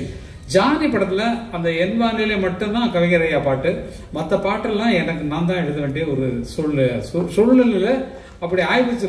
மகேந்திரனுடைய விருப்பம், ஒருவேளை பணம் கம்மியான ஆளா பெட்டர் இருக்கும், அவருக்குன்னா இவ்வளவு கொடுக்கணும், அசிஸ்டன்ட் கொடுக்கணும், நமக்கு அசிஸ்டன்ட் கிடையாது ஒன்று அப்படி நினைச்சாங்க. ஆனா அப்படி இல்லை, அது ஏதோ அமைஞ்சது தலையெழுது, அவருடைய ஆசீர்வாதத்தில் கிடைச்ச படம். அந்த படத்துல எல்லா பாட்டுமே அவர் ஸ்டைல தான் வரும். காற்றில் எந்தன் கீதம் காணாத ஒன்றை தேடுதே அலை போல நினைவாக சில்லென்று வீசும் மாலை நேர காற்றில் எந்தன் கீதம் காணாத ஒன்றை தேடுதே. அவர் வழி நில்லென்று சொன்னால் மனம் நின்றால் போதும், நீங்காத நெஞ்சின் அலை ஓய்ந்தால் போதும், மௌனத்தில் ராகம் கேளாதோ, மௌனத்தில் தாளம் கூடாதோ, வாழோ காலோ யாவோ இங்கே உன்னை தேடும் காற்றில் எந்தன் கீதம். இதுக்கு என்ன அந்த பாட்டை ஓகே பண்றதுக்கு யாரும் கிடையாது, அவர் இல்ல, ஷூட்டிங்ல இல்ல.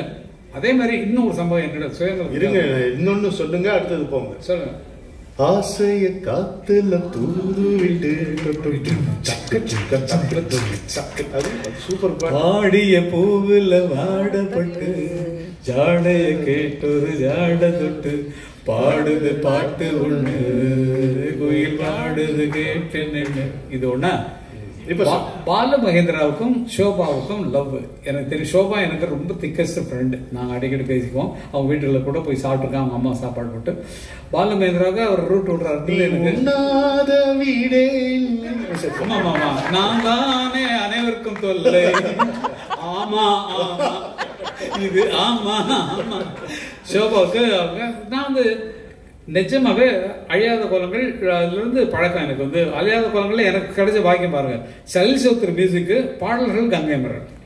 நாங்கெல்லாம் சலிசோத்துட்டு ஒரு கிட்டார் வாசிச்ச ஆட்கள். அப்படி ஒரு தலையெழுத்துல எழுதிருக்காங்கன்னா அருமையான தலையெழுத்து. இது நாடு கொண்டாட மாட்டேங்குது சார். நானும் சொல்லி சொல்லி பாருங்க, ரொம்ப யாரையோ பத்தி நீங்க சொல்றீங்களே. இல்ல எதுக்கு சொல்றேன்னா, அன்னைக்கு அந்த பாடலுக்கு சிச்சுவேஷன் சொல்லிட்டு போயிட்ட ஃபோன்ல தான் சொன்னார், இந்த மாதிரி சிச்சுவேஷனு நீங்கள் இதுக்கு பாட்டு எழுதுனா என்ன கிட்டார் வச்சுட்டு ஒரு லவ் சாங் அப்படின்னு சொல்லிட்டாங்க. என் இனிய பொன்னிலாது அந்த பாட்டு எழுதுறேன்.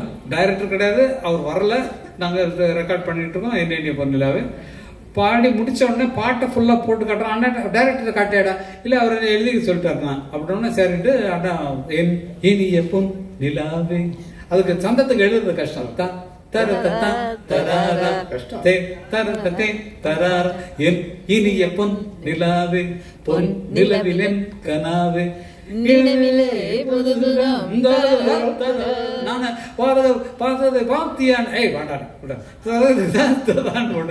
நினைவிலே புதுசுகம் தொடருதே தினம் தினம் இனிய பன்னீரை தூவும் மழை சில்லென்ற காற்றின் நலை சேர்ந்தாடும் இந்நேரமே கண்ணோடு தோன்றும் இரு கைகள் கை சேரும் காலம் அது என் நெஞ்சம் தோன்றும் மாதிரி எழுதிட்டேன். இவங்க மனக்கோலத்துல வந்து நிக்கிறாங்க பாட்டு கேட்கறதுக்கு. அன்னைக்கு கல்யாணம் ஆகி இந்த பாட்டு ரெக்கார்ட் பண்றது ஜெமினி ஸ்டுடியோல பண்றோம். 2 பேரும் கல்யாணம் பண்ணிட்டு வந்தா என்னம்மா அப்படின்னு கேட்குறாரு ஷோபாட்ட. என்னம்மா இன்னொன்னு அது பேசுவாங்க அப்படி நிக்குது. அதுக்கப்புறம் பேசுறேன். என்ன நான் கொஞ்சம் எல்லாத்தையும் ஃப்ரீயா பேசுறேன். ஃப்ரீயா பேசுறேன். என்னங்க பாவம் என்ன அமைஞ்ச பஸ் விட்டுருக்கேன் அப்படின்ட்டாரு. நான் ஷூட்டிங்கில் போய் அந்த மூடு பண்ணி ஷூட்டிங்கில் இருக்கு அங்கே போய் உட்காந்துருக்காங்க. மகாபலிபுரம் பக்கத்தில் ஷூட்டிங்கு நான் போயிட்டேன். ஷோ பார்க்கல சார் வச்சுக்கலாம் போனோம். நான் ஷோ போட்ட நான் பேசிட்டு ஒரு ஷார்ட் அங்கே வச்சுட்டுருக்காரு. ஏம்மா பார்த்துக்கம்மா என்னென்னமோ கேள்விப்படுறோமா வேணாம்மா அதெல்லாம் அப்படின்ற மாதிரி சொல்கிறேன். அதனால அந்த பொண்ணுக்கு தெரியும் எனக்கு வந்து இந்த உறவு வேண்டாம்னு சொன்னது. அது இறந்ததுக்கு அப்புறம் நான் ரொம்ப ஃபீல் பண்ணேன். நான் பாருங்க அதனால போய் சொன்னேன் என்னங்க இப்படி பண்ணிட்டீங்களா ஒரு லைஃப்பை கொடுத்தீங்க. இதெல்லாம் சம்பவங்கள் மறைக்க முடியல. என்னென்னா அவ்வளோ தூரம் இழப்போடு சுய மனித ஒரு தனி மனிதனுடைய சுய இச்சைகளுக்காக பல பலிகள். இவங்க ஓகே கேட்ட பாட்டு இப்ப நீங்க சொன்ன சம்பவத்துக்கு பொருத்தமா இருக்கு. 1000 நினைவாகி ஆனந்த கனவாகி காரியம் தவறானால் கண்களில் நீராகி மௌனத்தில் விளையாடும் மனசாட்சியே. ஏம்மா நீ ஃபோன் பேசுறீங்க இந்த பாட்டு கொஞ்சம் ரெடியா பண்ணி கொண்டு வரீங்களான்னு சொல்லி இப்ப நான் உங்கள்கிட்ட ஃபோன் பண்ணி என்னென்ன கேட்குறேன் ஐட்டம் நீங்க வந்து எனக்கு ஃபோன் பண்ணி கேட்டதுங்கன்னா என்னம்மா பாக்கி இப்படி பண்ணிட்டீங்களா. Okay okay very good super super super super super. சரி ஆழக்கடல் சொல்லுங்க. பரமசிவன் கழுத்தில் இருந்து பாம்பு கேட்டது கருடா சௌக்கியமா யாரும் இருக்கும் இடத்தில் இருந்து கொண்டால் எல்லாம் சௌக்கியமே கருடன் சொன்னது அதில் அர்த்தம் உள்ளது.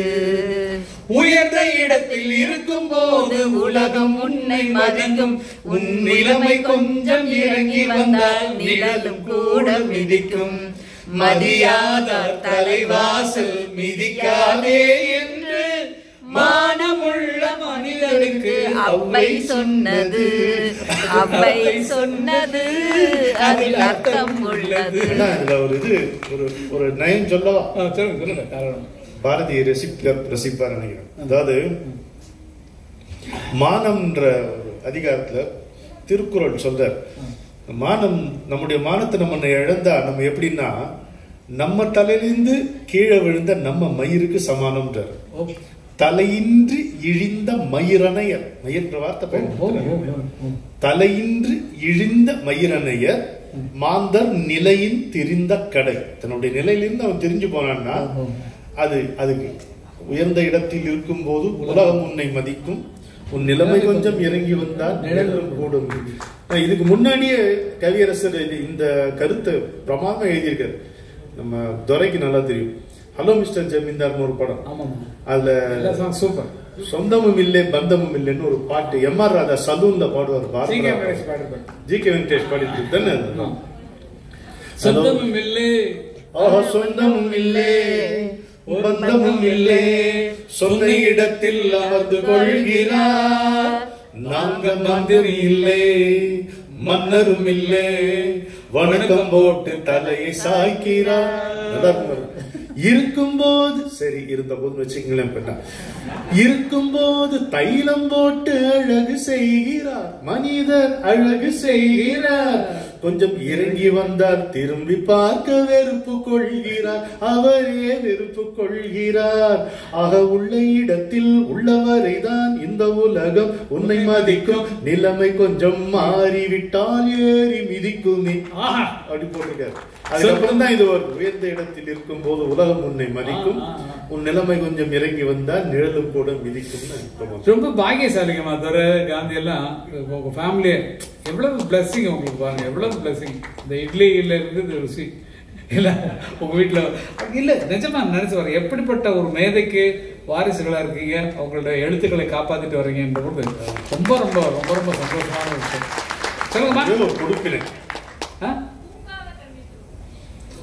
தூங்காத கண்ணின்று ஒன்று, துடிக்கின்ற சுகம் என்று ஒன்று, தாங்காத மனம் என்று ஒன்று, தந்தாரே நீ என்னை கண்டு. தூங்காத கண்ணென்று ஒன்று, முற்றாத இரவொன்றில் நான் வாழ முடியாத கதை ஒன்று நீ பேச. முற்றாரும் காணாமல் ஒன்று கலந்தாட உருவான சுகம் என்று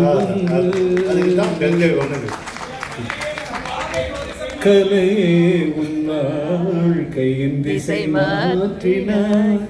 நீ இல்லையே நான் இல்லையே,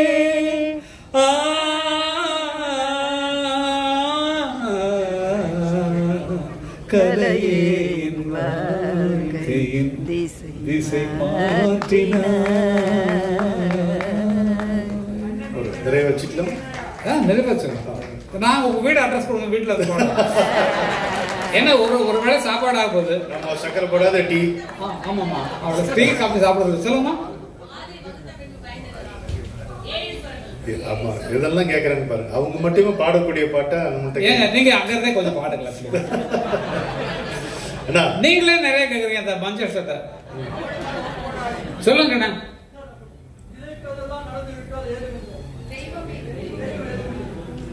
ஆயிரம் வாசல் இதயம், அதில் ஆயிரம் எண்ணங்கள் உதயம். யாரோ வருவார், யாரோ இருப்பார், வருவதும் போவதும் தெரியாது. ஒருவர் மட்டும் குடியிருந்தால் துன்பம் ஏதுமில்லை. ஒன்றிருக்க ஒன்று வந்தால் என்றும் அமைதி இல்லை. நினைப்பதெல்லாம் நடந்து விட்டால் தெய்வம் ஏதுமில்லை. நடந்ததையே நினைத்திருந்தால் அமைதி என்றும் இல்லை. எங்கே வாழ்க்கை தொடங்கும், அது எங்கே எவ்விதம் முடியும். இதுதான் பாதை, இதுதான் பயணம் என்பது யாருக்கும் தெரியாது. பாதையெல்லாம் மாறி வரும், பயணம் முடிந்து விடும். மாறுவதை புரிந்து கொண்டா மயக்கம் தெளிந்து விடும். Okay, super. ஒரு நிமிஷம், நாங்க நிகழ்ச்சி நிறைவுக்கு வந்துருச்சு, போதும், அவ்வளவுதான். இனிமே அவரும் ஒண்ணு இல்ல, 102 நான் தான் வர்றேன். ஓகே, 102 பாத்துக்கலாம். எனக்கு ஒரு சின்ன உதவி நீங்க செய்யணும். சொல்லுங்க. செக் புக் எடுத்து. செக் எல்லாம் வேண்டாங்க, முதல் கேஷ்ல தானே பேசுறேன். ஐயா, உங்க நண்பர் ஒருத்தர் இந்த நிகழ்ச்சிக்கு அவர் வந்து பங்கு கொள்ளணும்ட்டு ஆசை. உங்களுக்கு நல்லா தெரிஞ்சவர் தான். ஆனா எனக்கு அவர் பழக்கம் கிடையாது. நீங்க சொன்னா அவர் கேட்பாருன்னு என்னுடைய நம்பிக்கை. அது எதிர உட்கார்ந்து இருக்காரு பாருங்க. நீங்க கூட பாரதி பாரதி சந்தன பாரதி ப்ளீஸ் வாப்பா. நீ வந்திருக்க மேடல் ஏறாம கண்ணதாசனால் நீ வந்து டைரக்டரான ஆளு. நிகழ்ச்சியில நீங்க வந்து கலந்து கொள்ள வேண்டும் என்பது என்னுடைய கோரிக்கை. துறை இருக்காரு நண்பர் வர்ற வா. எல்லாம் ஆசைப்படுறாங்க. வாப்பா ஏப்பா, நீ வாப்பா வாப்பா கூப்பிடுறாங்க. இத்தனை பேர் பார்க்கணும்னு நினைக்கிறாங்களா? எனக்கு ஆத்மார்த்த நண்பன்.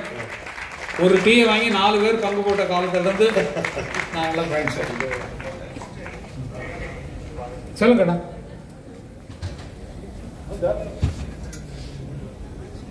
அப்படி பாரதி பேச வச்சிருப்பாங்க.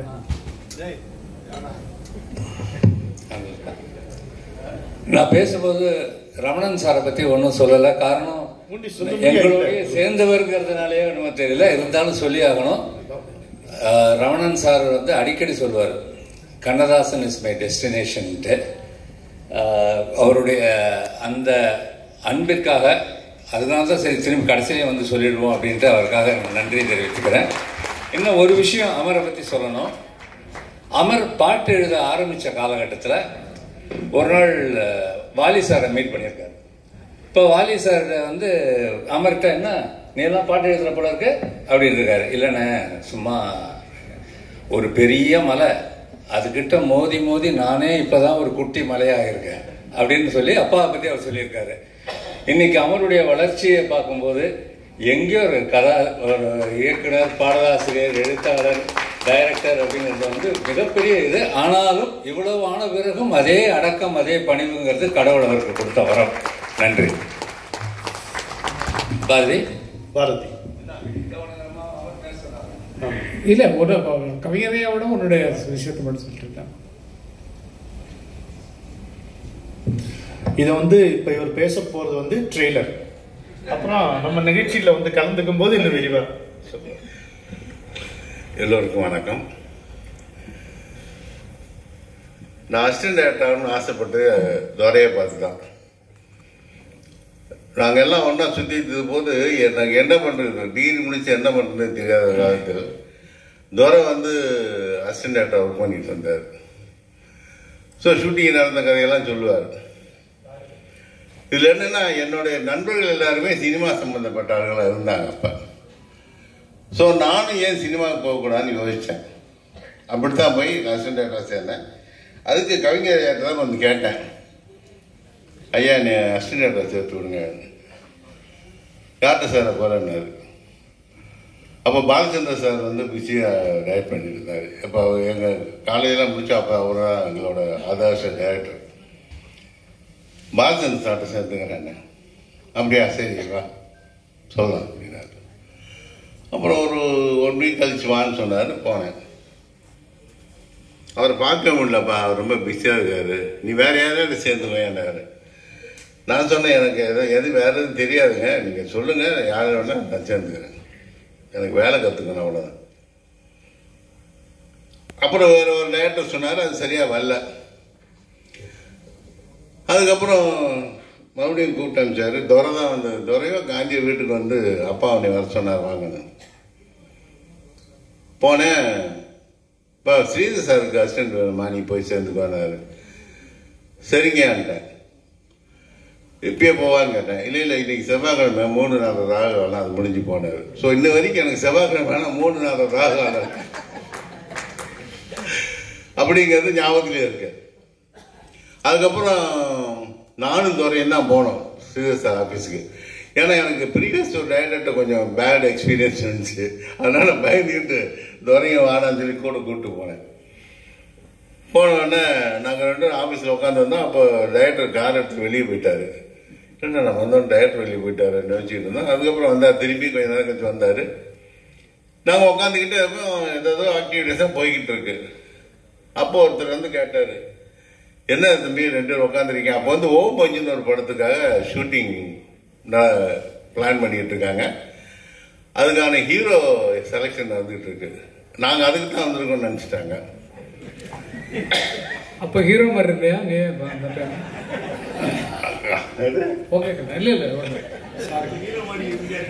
ஹீரோ மாதிரி இருந்திருந்தா தான் போயிருக்கணும். ஸோ அதுக்கப்புறம் நாங்கள் ஒருத்தர் வந்து கேட்டார், சார் என்ன தம்பி நீங்கள் உட்காந்துருக்கீங்க அப்படின்னு. இல்லைங்க சார் வர சொன்னார், கவிஞர் ஐயா அமிச்சாங்க, அசிஸ்டன்ட் டைரக்டர். ஓ அசிஸ்டன்ட் டைரக்டருக்கா, சரி சரி உட்காருங்கன்ட்டு அப்புறம் போய் உள்ளே போய் சொன்னாங்க. உள்ளே போய் சொன்னேன், வர சொல்லுனாரு. நானும் துரையும் தான் உள்ளே போனோம். போனோன்னு இப்படி பார்த்தாரு. இதில் யார் கவிஞர் பையன், யார் எம்ஆர் சந்தானம் பையன், யார் எம்ஆர் சந்தானம் பையனாரு. நான் தாங்க. இது கவிஞர் ஐயா பையன். ஓ அப்படியா, 2 பேரும் சேர போறீங்களான்னாரு. இல்லைங்க அவர் ஆல்ரெடி ஒர்க் பண்ணிட்டு இருக்காரு, நான் தான் சேரணும். சரி நாளையிலேருந்து ஷூட்டிங் வாங்கன்னு சொன்னேன். அப்போ தான் போய் சேர்ந்தேன். நான் அதுலேருந்து தான் நான் உதவி இயக்குனராக டேரக்டர் ஸ்ரீதர்கிட்ட சேர்ந்தேன். இன்னைக்கு ஸ்டேஜில் இருக்கிற அளவுக்கு வளர்ந்துருக்கேன். அதுக்கு அவர் தான் கவிஞர் ஐயா தான் மெயின் காரணம். என்னோட வாழ்க்கையில் 2 கவிஞர்கள் ரொம்ப இம்பார்ட்டன்ட் ஆளுங்க. ஒருத்தர் வந்து கவிஞர் கண்ணதாசன், இன்னொருத்தர் வந்து எனது நண்பன் கங்கை அமரன். ஏன் அதை சொல்றேன்னா, நான் டைரக்டர் ஆகணும்னு என்னை விட விருப்பப்பட்டவன் கங்கை அமரன். அதுக்காக முழு முயற்சி அவன் ஈடுபட்டான். நாங்கள் டைரக்டர் வந்த உடனே படம் எடுக்கணும்னு சொல்லி நிறைய பேர்கிட்ட போய் பேசி கதையெல்லாம் ரெடி பண்ணி நிறைய ப்ரொடியூசர்கிட்ட போய் கதை சொன்னோம். பன்னீர் புஷ்பன் கதை நானும் ஒன்று தான் அந்த கதையை செலக்ட் பண்ணோம். நிறைய பேர் அதை கேட்டுட்டு அப்படியே விட்டுட்டாங்க. கடைசியாக பஞ்சண்ணன் போய் ட்ரை பண்ணோம். பஞ்சண்ணன் ஃபுல் கதையும் கேட்டார். பட் அவரோட எங்களோட பேட் லக்கு அவருக்கு இந்த கிராமத்தை சேர்ந்த ஒரு படம் எடுத்து அதில் ஃபெயிலியர் ஆயிடுச்சு. அப்போ ஸோ அதனால் அவர் இப்போ நான் படம் எடுக்கலப்பா அப்புறம் பார்த்துக்கலான்ட்டார். அப்புறம் அமர் தான் என்ன பண்ணாரு, விட்றா நம்மளே எடுப்பான்டான்னு சொல்லி அவன் தான் முதல்ல வந்து பூஜை போட்டு ப்ரொடியூசர் அவன் தான் ஆரம்பிச்சான். அவன் தான் ஆரம்பித்தான். அதுக்கப்புறம் நிறைய பேர் சேர்த்துட்டாங்கன்னு வச்சுக்கோங்க. ஸோ அதனால் என்னை இயக்குனராக இருக்க மெயின் ரீசனே வந்து கங்கை அமரன் தான். அமர் பற்றி ரமணா சார் சொன்னார், இவரை இன்னும் சரியாக புரிஞ்சிக்க ஆரம்பில்லைன்னு. நிஜமாவே அவனை வந்து கொண்டாட பண்ண வேண்டிய ஆள். பட் அவனை அந்த தூரத்தை கொண்டாட முடியல, கொண்டாடுறது ஜனங்க. கவிஞர் ஐயா மாதிரியே இமீடியட்டாக சொன்ன உடனே எழுதுகிற ஒரு திறமை அவனுக்கு உண்டு. ஏன்னா நான் எல்லா கூடவே அவன் இருந்து கிட்டத்தட்ட 50 வருஷம் நானும் ஒன்று நடந்திருக்கேன். உதாரணத்துக்கு தான் அந்த இது சொன்னேன். பழனியில் கச்சேரி போகும்போது ராஜானை வந்து ஃபோனில் சொல்கிறார். அப்போ செல்ஃபோன்லாம் கிடையாது, லேண்ட்லைன் தான். அதில் அவங்க ட்ரங்கால் புக் பண்ணி பேசுகிறாங்க. அதில் சொல்கிறாரு சிவனி, இவன் உடனே இமீடியட்டாக சொல்கிறான். அதே கிராமத்தை என் படம் தான் அது. ஆத்து மேட்டில் ஒரு காத்து அந்த மாதிரி ஒரு சாங் எனக்கு ஒரு பாட்டு கேட்குது. அந்த பாட்டு கேட்குதா அந்த மாதிரி. அதே மாதிரி அந்த படத்துக்கு எல்லா டியூனுக்குமே அவன் தான் அங்கே அந்த ஃபோனில் தான் சொன்னான் லிரிக்ஸை. அதே மாதிரி இன்னொரு சம்பவம் என்னென்னா, வருஷம் எனக்கு ஞாபகம் இல்லை, நானும் அமரும் வந்து வருஷத்தை ஜனவரி 1ஆம் தேதி கருமாரி அம்மன் கோயில் போயிட்டு திரும்பி வரோம். புத்தம்புது காலை. அப்போ அந்த டியூனில் வந்து இப்போ ஒரு ரெக்கார்டிங் போகிறோம்னு சொல்லிட்டு ராஜான டியூன் போட்டு கொடுத்துருக்காரு டேப்பில். அதை கேட்டுக்கிட்டே ரெக்கார்டிங் போகிறதுக்குள்ள அந்த ஃபுல் சாங் எழுதிட்டான். புத்தம்புது காலைன்ற அந்த பாட்டு. அந்த படம் வந்த. ஸோ அந்த மாதிரி அவ்வளவு திறமையான ஆள் தான் அமர். பட் அது அவன் சொல்றபடி எல்லாம் எழுத்து தான், ஒன்றும் வர முடியாது. என்னை இந்த நிகழ்ச்சிக்கு வர சொன்ன கங்கை அமரனுக்கு எனது நன்றியை தெரிவித்துக் கொள்கிறேன். உங்கள் எல்லாருக்கும் என்னுடைய நன்றியை தெரிவித்துக் கொள்கிறேன். நன்றி, வணக்கம். அந்த ஃப்ரெஷ்ஷாக வந்து அந்த ஜனவரி 1 ஹாப்பி நியூ இயர்னு சொல்கிறோம் இல்லையா, அது மாதிரி இந்த பாட்டு ரெக்கார்ட் பண்ணது எல்லாருக்குமே ஒரு புத்துணர்ச்சியாக இருந்தது. புத்தம்புது காலைன்றது அந்த மாதிரி இது கொடர் கொடுத்துருக்காரு. வேறு நம்ம நிஜமாக இல்லை சார். இப்போ அடுத்த பாட்டு நீங்கள் நான் ஒரு டியூன் சொன்னால் நீங்கள் பாட்டு எழுதுறீங்க தெரியும் எனக்கு. நிஜமாவே நான் இப்போ ஒரு டியூன் சொன்னால் நீங்கள் எழுத முடியும், டைம் இல்லை. 102 நம்ம 102 110 பண்ணிக்கலாம். பண்ணிட்டா நான் ஆன் த ஸ்பாட் ஒரு டியூன் சொல்லுவேன், அதுக்கு நீங்க ஆன் த ஸ்பாட் எழுதுறீங்க. அதே மாதிரி இன்னொரு விஷயம், அரசொல்லை பத்தி அவர் சொன்னாரு. அவரோட பாட்டுல எப்பயுமே அரசொல் இருக்கவே இருக்காது. இதுவரைக்கும் எந்த பாடத்திலுமே அவர் அரசொல் எழுதி எழுந்ததே கிடையாது. எல்லாமே வாழ்த்துக்கள் தான். நாங்கள் முதல் படம் பண்ணும்போதும் சரி, வாசு வந்து என்னிடமிருந்து பிரிந்து முதல் படம் பண்ணும்போது சரி, அதுலேயும் ஒரு அருமையான பாட்டு எழுதினார். நல்ல காலம் போற பரிசு. அந்த மாதிரி அரசொல் இல்லாம தான் எழுதுவார். அவர் எல்லாரையும் வாழ்த்தி தான் எழுதுவார். ஓகே ஓகே அதான் வந்தாச்சு, நான் இடத்துக்கு வந்தாச்சு. ரொம்ப நன்றி, ரொம்ப நன்றி, ரொம்ப தேங்க்ஸ்.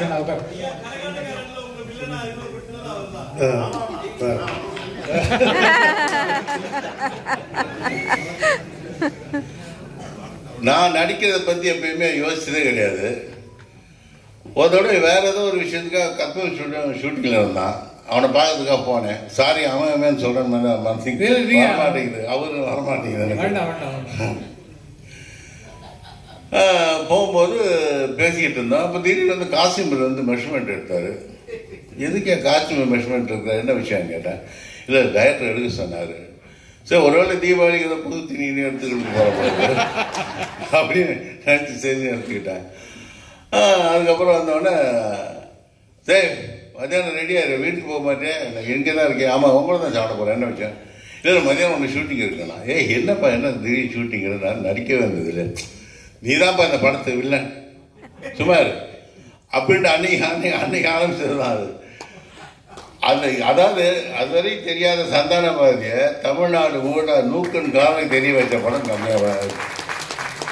கரகாட்டம் படம் தான். அதுக்கப்புறம் தான் நான் நடிக்கவே ஆரம்பித்தேன். அந்த மாதிரி என்னுடைய வாழ்க்கையில் நிறைய விஷயங்களுக்கு கங்கையாவரம் தான் பேக்ரவுண்டு. நான் கஷ்டப்பட்ட காலத்தில் எனக்கு துணையாக நின்று அவன் தான். ஃபினான்சியலி, மென்டலி எல்லாத்துக்குமே அவன் கூட வந்திருக்கான் எனக்கு. தேங்க்யூ. நண்பர்களே, உங்கள் அனைவருக்கும் எங்களுடைய மனமார்ந்த நன்றி. ஸ்ரீகிருஷ்ணா ஸ்வீட்ஸ் மற்றும் வாணிமகால் சார்பில் அடுத்த நிகழ்ச்சி எப்பொழுது என்பது முறையாக உங்களுக்கு அறிவிக்கப்படும். எங்களுடைய அழைப்பை ஏற்று இவ்வளவு தூரம் வந்து ஒரு கொண்டாட்டமாக இந்த நிகழ்ச்சியை மாற்றிய கங்கை அமரன் அவர்களுக்கு என்னுடைய மனமார்ந்த நன்றி. அவர் கவிஞர், பாடகர், இசையமைப்பாளர், இயக்குனர், கதாசிரியர், தயாரிப்பாளர், எத்தனையோ அவர் ஆற்றல்கள் அவருக்கு இருக்கலாம். அதையெல்லாம் தாண்டி அவருடைய சிறப்பு ஒரு நல்ல இனிய பழகுதற்கு இனிய நண்பராக, ஒரு நல்ல மனிதராக அவர் நமக்கு வாய்த்திருப்பது தான் நாம் அவருக்கு நன்றி சொல்ல காரணம் என்று சொல்லி, அவரும் அவர் குடும்பத்தாரும் பல்லாண்டு காலம் எல்லா நலங்களும் பெற்று வாழ வேண்டும் என்று நான் பராசக்தியை என்னை ஒரு சிறப்பான மேடையில் அமர வச்சு கொஞ்சம் சிந்தனைகளை தூண்டிவிட்டவங்களுக்கு ரொம்ப நன்றி சொல்ல கடன்பட்டிருக்கிறேன்.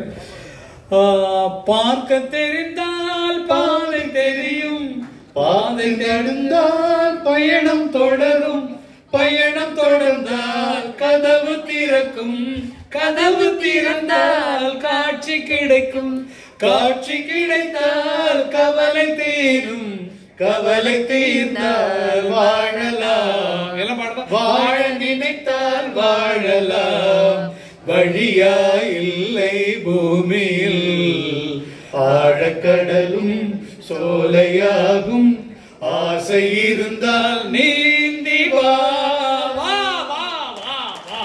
எல்லாரும் எல்லாரும் பெற வேண்டும் என்று சொல்லி வாழ்த்துகிறோம். நன்றி. இதே சந்தர்ப்பத்துக்கு அனைவருக்கும் நன்றி. நன்றிமா, நன்றிமா, ரொம்ப தேங்க்ஸ், ரொம்ப தேங்க்ஸ்.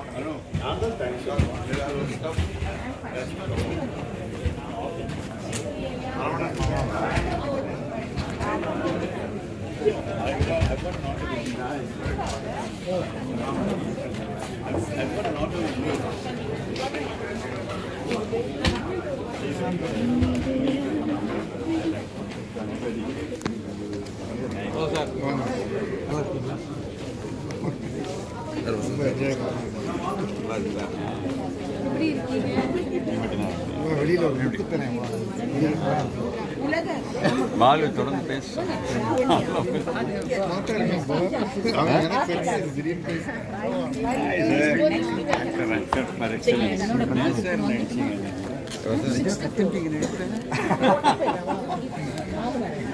வணக்கம். தொடர்ந்து விழாம பண்ணுங்க. ரொம்ப நல்லா நடிச்சீங்க. செம்ம மின்னல். இல்ல சார், டிரைவர் பண்றேன்.